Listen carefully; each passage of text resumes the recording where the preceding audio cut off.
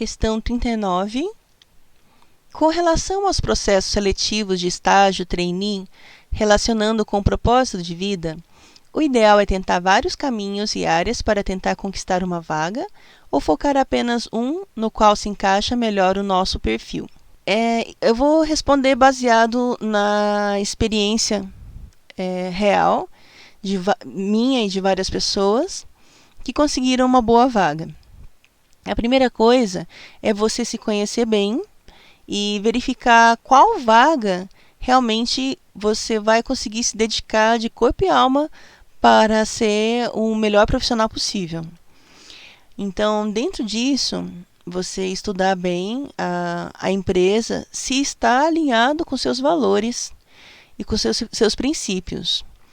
Feito isso, geralmente sobram várias vagas que parecem atender o nosso desejo de contribuir com a sociedade de forma profissional. Então, se isso acontece e tem várias vagas, eu sugiro que você se prepare para elas desde que isso seja possível. Então, tomar muito cuidado para também não dispersar e estudar mal para as várias vagas. Então, se é um processo seletivo muito acirrado, que você precisa estudar muito a empresa, os produtos, a história da empresa, as vagas e a atuação da empresa, que vai te consumir muito tempo para estudar, seria interessante você focar nessa vaga e conseguir conquistar essa vaga. E agora, se for um processo seletivo que é possível você, digamos, por uma questão de data, você consiga realmente estudar para várias vagas, e essas vagas têm alinhamento com os seus propósitos de vida e seus valores, aí seria interessante você focar em essas 2 ou 3 vagas que estão dentro do seu objetivo. Mas geralmente existe uma vaga que realmente é a vaga dos nossos sonhos. Então, particularmente nesse caso, seria interessante você se preparar para essa vaga. Porque hoje os processos seletivos são longos e complexos, e se você está em vários processos seletivos, pode acontecer também de colidir datas e você se sobrecarregar também e não ter um desempenho excelente como os recrutadores esperam. Questão número 42. Como introduzir essa filosofia de vida no meu dia a dia? Bom, eu acredito que essa filosofia de vida que estamos falando seria essa questão dos 5 passos para o propósito de vida. Esse método ele tem o objetivo de facilitar o seu dia a dia.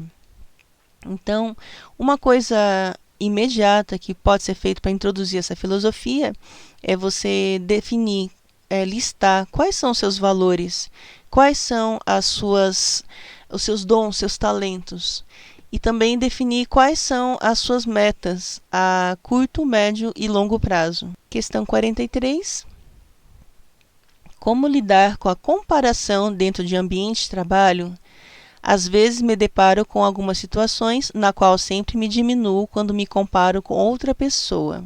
Sim, isso é uma situação bastante recorrente.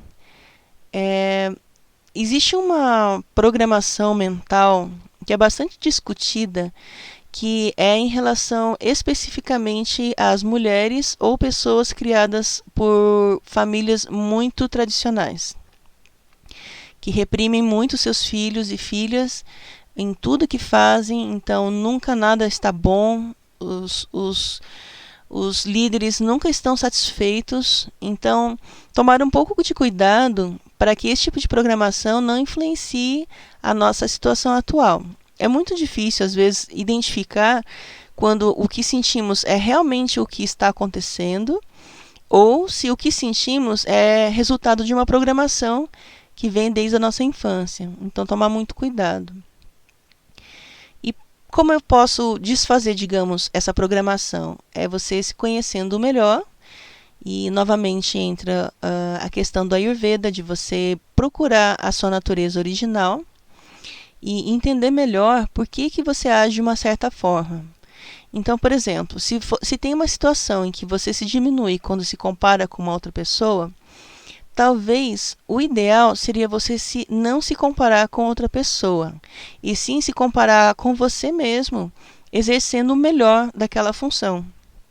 Por que eu digo isso? Porque cada pessoa tem uma história, tem uma experiência. Muitas vezes nós invejamos uma pessoa ou nos comparamos com uma pessoa, e isso é uma atitude injusta conosco mesmos, porque essa pessoa muitas vezes já teve experiências que colocam ela numa situação em que ela merece ou entende melhor ou como buscar um resultado de uma forma que nós não entendemos ainda, mas que agora me travei, que iremos entender um dia.